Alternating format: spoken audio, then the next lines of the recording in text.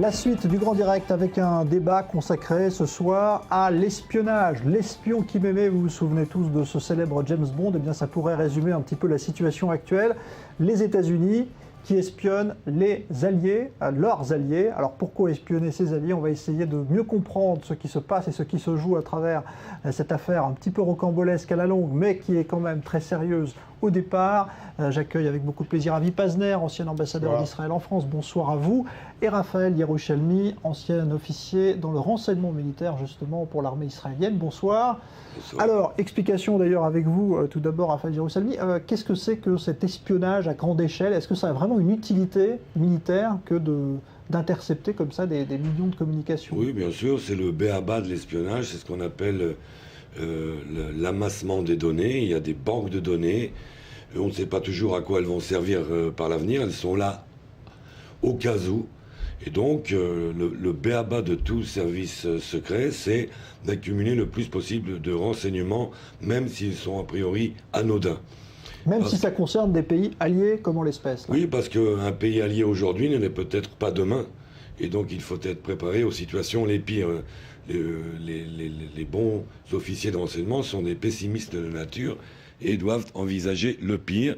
C'est-à-dire que peut-être que demain, un pays avec lequel vous avez d'excellentes relations peut changer de camp, peut changer de régime, mais aussi il peut tomber dans un piège, parce que par exemple, certaines composantes nécessaires au développement du nucléaire iranien peuvent être vendues par un pays tout à fait de bonne foi à un autre pays qui, lui, par contre, a des relations avec l'Iran. Et là, ces composantes vont donc passer par un tierce pays vers l'Iran. Là aussi, on peut prévenir des fois un ami du piège dans lequel il tombe. Bon, alors, en l'espèce, là, on n'a pas l'impression qu'il y ait beaucoup d'amitié quand même, parce que les Européens s'offusquent, Avi Pazner, de ce qui se passe. Est-ce que c'est on va dire, une stupéfaction qui est feinte, ou est-ce que ça fait partie du jeu diplomatique, ou est-ce qu'il y a vraiment de la colère d'avoir été espionné? Il y a vraiment de la colère, et j'étais justement en Europe maintenant, et j'ai vu la colère européenne. C'est vrai que c'est pas un grand secret que tout le monde écoute tout le monde, ok. Mais le problème, c'est quand on est pris la main dans le sac. C'est là le problème. Et il y a, chez Merkel en tout cas, et j'étais aussi en Allemagne il y a 1 ou 2 jours, il y a chez Merkel une sensation un peu comme une femme trahie, ok, et une rupture, pas diplomatique, mais une rupture des contacts amicaux que Mme Merkel entretenait avec Obama. Et avec Obama, c'est très intéressant, parce qu'Obama, c'est quelqu'un qui généralement ne développe pas de rapports personnels et amicaux. Mais justement, avec Angela Merkel, Obama a trouvé un terrain commun d'entente. Et maintenant, cela est mis en doute. Et aujourd'hui, nous avons entendu aussi en Espagne, et il y a déjà une crise diplomatique forte entre le Brésil et les États-Unis, parce qu'il y a 2 semaines, c'était la présidente brésilienne qui n'est pas venue aux Nations Unies pour ne pas mettre le pied sur le sol américain.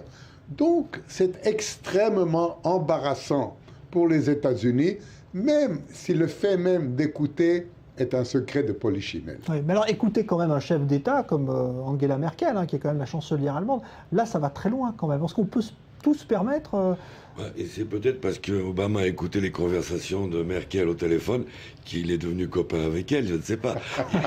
Il a une bonne impression. Mais le fait est que lorsqu'on parle il y a l'expression qui dit de bonne guerre. Bon, en espionnage, il y a des choses de mauvaise guerre qui sont les bonnes. C'est un petit peu un paradoxe d'attendre d'une branche qui est consacrée au secret, à retirer des informations sans qu'on s'en aperçoive, qu'elles soient transparentes, qu'elles soient... je veux dire, c'est tout de même... On parle de service secret. Alors, effectivement, il y a une inélégance certaine dans l'écoute d'un chef d'État étranger. Ceci étant, tout dépend de ce qu'on fait de cette information. Si je prends une information, qu'en fais-je? Si je compare ça à Facebook ou Google, eh bien, lorsque nous allons sur Facebook, à force de faire des recherches, Facebook sait ce qui nous plaît, c'est ce qui nous intéresse, et nous envoie des pubs qui s'adressent spécialement à nous. Donc ils savent vraiment, ils connaissent nos goûts et ils les exploitent. Le fisc a des systèmes très développés de recherche. Ils savent tout sur vous. Ils suivent vos déplacements à l'étranger, ils suivent vos fanfaronnades sur la Facebook en disant « Ah, mais je viens de m'acheter une nouvelle voiture. » Avec quoi? Et donc, nous sommes exposés tout le temps. Donc, il y a un certain mythe de la vie privée qui n'a plus cours. Parce que la vie privée aujourd'hui n'existe plus. C'est d'ailleurs une valeur moderne occidentale tout à fait récente, parce que si vous habitez à Calcutta, il n'y a pas de vie privée. Si vous habitez dans un petit village de Vendée, ben, il n'y a pas de vie privée non plus. Tout le monde sait ce qui se passe chez vous à la maison, du fait que vous habitez dans le village. Alors cette protection de la vie privée, elle est tout de même à respecter, mais il faut voir en contrepartie pourquoi ces systèmes de repérage, parce qu'en fait, à part Merkel qui a un cas un petit peu spécial, ces systèmes de repérage sont en fait automatiques. Ce sont des programmes informatiques, comme Échelon par exemple, qui marchent sur des mots-clés. Donc à partir du moment où vous allez dire dans une conversation bombe, djihad et trucs, l'ordinateur va se brancher sur votre conversation, et c'est comme ça qu'il va la suivre. La contrepartie, c'est quand même, peut-être, je pense, une réaction contre le terrorisme. La seule façon peut-être de le combattre, il n'y a pas de terroristes en uniforme avec terroristes écrits sur le front, il n'y a que des civils, comme le meurtrier de Toulouse, des civils apparemment bénins, ou innocents comme on dit. Ce n'est pas affiché sur leur tête qu'ils sont des terroristes en puissance. Donc il y a une justification à de telles pratiques. Ça veut dire que finalement, si tout le monde le fait, pourquoi est-ce qu'aujourd'hui on s'en prend comme ça aux Américains? Premièrement, encore une fois, moi, je peux vous dire une chose, que quand j'étais diplomate, ambassadeur dans beaucoup de pays, je savais qu'on écoutait mes conversations. OK? Et je prenais ça en compte partout où j'ai été. Et j'étais dans beaucoup de pays importants et amis d'Israël. Enfin, je ne veux pas dire que je sais. Je prenais en compte qu'il y avait une très forte possibilité qu'on écoutait ce que je disais. OK? Donc, encore une fois, ce n'est pas quelque chose d'étrange. Ce qu'il y a d'étrange, premièrement, être pris la main dans le sac. Et maintenant, on comprend un peu mieux l'émotion d'Obama il y a 2 ou 3 mois, quand Snowden a commencé ses révélations. Au début, ça paraissait pas terrible. Je veux pas dire anodin, mais c'était pas terrible. Mais de plus en plus, quand les informations sortaient, on voyait que c'était extrêmement embarrassant pour les États-Unis. Surtout que les États-Unis, en ce moment, n'ont pas une réputation des meilleurs. Les États-Unis ont bafouillé un peu sur la crise syrienne.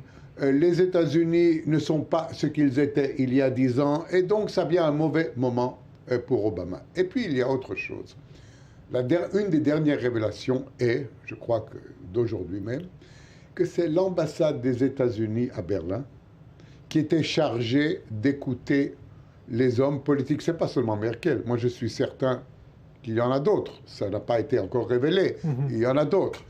C'est embarrassant, comme je vous ai dit, pour Merkel, à cause de ses relations spéciales avec Obama. Mais je crois qu'on va avoir encore d'autres révélations. C'est extrêmement embarrassant. Et les États-Unis se trouvent dans une position défensive face à leurs alliés, et aussi, pas seulement à leurs alliés, parce que s'ils écoutent leurs alliés, imaginez-vous ce qu'ils font avec ceux qui ne sont pas leurs alliés. Et j'ai l'impression que, malheureusement, cela va sortir maintenant à petites gouttes, parce qu'il y a beaucoup de révélations, et ça va sortir à petites gouttes, et c'est un moment extrêmement embarrassant pour nos amis américains. Ouais. Alors justement, on voit que les pays européens envoient des délégations à Washington pour obtenir des éclaircissements. Est-ce que ça ne va pas un peu trop loin quand même? Qu'est-ce qu'ils peuvent obtenir comme information? On va pas leur donner les... Ça, c'est plutôt une question pour monsieur l'ambassadeur. Mais vous, en tant que spécialiste du renseignement militaire, qu'est-ce qu'on va venir chercher? Sur le plan concret pur, c'est une réaction de forme, parce que de toute façon, comme vous l'avez dit, tout le monde écoute tout le monde, et c'est juste parce qu'ils ont été pris la main dans le sac.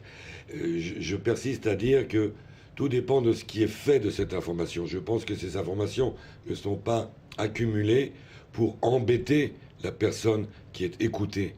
Elles sont là pour la surveiller peut-être, ce qui n'est pas élégant, monitorer comme on dit en anglais, mais je ne pense pas que ces informations soient amassées dans le but de faire un chantage ou de faire une pression. Tout dépend. En plus, il y a un problème de législation.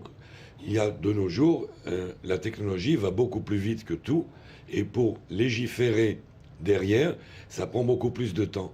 Donc tous les 6 mois, il y a de nouveaux trucs qui sortent en technologie, la législation a du mal à suivre.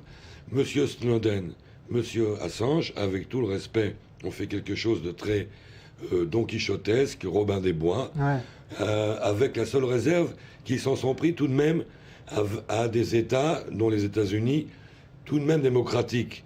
S'ils auraient pu le faire pour la Chine et la Russie, à mon avis, le lendemain matin, ils se seraient fait écraser par un autobus en traversant la rue. Mais ils auraient déjà pu le faire par rapport à des États comme la Chine qui ferment carrément le robinet de l'Internet quand ça les arrange. C'est très bien de forcer les États-Unis à s'améliorer sur le plan de la législation, du contrôle des moyens qu'ils utilisent pour espionner les autres. Ceci étant, à quel prix ? Nous sommes quand même dans une situation extrêmement dangereuse. Israël en particulier avec la menace iranienne. Je pense que les notions d'élégance et de courtoisie internationale peuvent être mises de côté lorsque votre vie est en jeu. J'aimerais reprendre la question de Jean-Charles. Vous avez parfaitement raison quand vous dites que tout ce qui se passe du point de vue diplomatique, c'est pas très sérieux. C'est-à-dire, on envoie une délégation, c'est pour quoi faire ? C'est pour montrer qu'on fait quelque chose. Mais qu'est-ce qu'on peut faire d'autre ? Quand on le fait, c'est comme ici, quand on ne veut pas prendre une décision, on forme un comité. En diplomatie, quand vous ne savez pas quoi faire, vous envoyez une délégation. Ça attire l'attention de la presse. Ça a aussi l'avantage de revenir avec quelques résultats qui certainement ne seront pas respectés. Mais il faut bien démontrer qu'on fait quelque chose. L'Allemagne ne peut pas déclarer la guerre aux États-Unis. OK ? On ne peut pas faire un boycott économique. Alors qu'est-ce qu'on fait ? On envoie une délégation. Je suis sûr qu'il y aura d'autres délégations espagnoles, brésiliennes. Il va y avoir un cortège de délégations aux États-Unis. Peut-être israéliennes. Peut-être, on verra. Peut-être israéliennes. Si on est dans une bonne ligue, on verra. On va voir si on est dans une bonne ligue. Mais à la fin, il y aura un accord. OK ? Mettre peut-être même aux Nations Unies un accord qui ne sera pas respecté.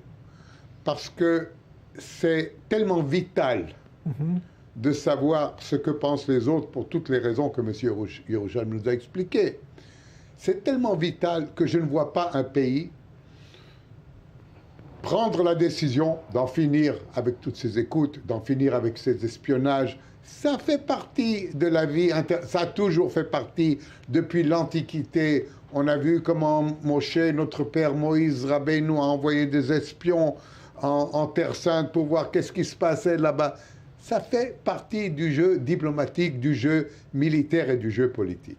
Alors, est-ce qu'on peut aller quand même jusqu'à l'incident diplomatique ? Parce qu'on se rappelle de l'affaire Pollard, qui est un sujet sensible entre Israël et les États-Unis. Ça avait jeté un froid ou pas quand même entre Israël et les Américains ? Oui, bien sûr, ça a jeté un froid, à raison, puisque Pollard, d'une certaine manière, est fautif de haute trahison, ce qu'il traduit quand même, il trahit son propre pays. Il n'a pas été espionné un autre pays. Un pays qui lui a tout donné, sa carrière, sa formation. Ceci étant, comme aujourd'hui on le voit, tout le monde peut espionner tout le monde, même ses plus proches alliés ou amis, je pense que le moment est venu de libérer M. Pollard, qui n'est pas pire que tous les autres espions, lesquels sont échangés en 5 minutes dans des deals très très rapides. On échange des espions. Pourquoi M. Pollard est puni plus que les autres ? Impossible de le savoir. Absolument. La sévérité de la punition de Pollard est exceptionnelle. C'est-à-dire la prison à vie, même s'il a fourni des informations à un pays ami, d'ailleurs, des États-Unis, Israël, c'est une sévérité exceptionnelle. Et aujourd'hui, on se demande vraiment, lorsque tout ça se passe, est-ce que ce que Pollard a fait est pire que ce qu'a fait le gouvernement américain ? Je ne crois pas. Donc, je crois que c'est un bon argument pour ceux qui veulent libérer Pollard. Et les Américains restent insensibles aux pressions, parce qu'il y en a régulièrement. Il y en a eu lors de la dernière visite d'Obama. Je ne crois pas qu'ils restent insensibles. Il y a une discussion en Amérique. On était très près de la libération de Pollard à un moment. Clinton voulait libérer Pollard à un certain moment. Et le directeur du CIA a dit que si... Il a menacé de démission, tout simplement. Il a dit, vous libérez Pollard, moi, je vous offre ma démission. C'est quelque chose que Clinton ne pouvait pas accepter. Ce n'est pas que toute l'Amérique ou tous les hommes politiques américains ou tous les services américains sont contre la libération de Pollard. Il y en a qui sont pour, il y en a qui sont contre. Et je crois que pour Israël, ça veut dire qu'il faut poursuivre les efforts. Justement, à cause de ce qui s'est passé maintenant, il faut poursuivre les efforts de libérer Pollard. Je crois que c'est un bon moment, je crois que c'est un bon argument, nous avons là un bon argument, il faut continuer cet effort. Eh ben on verra si ça peut justement mener à cette libération. On en reparlera d'ailleurs de cette affaire Pollard très prochainement dans le Grand Direct. Merci Avi Pazner, merci Raphaël Yerushalmi. Et dans un instant, un nouveau journal à venir sur i24 News. Bonne soirée.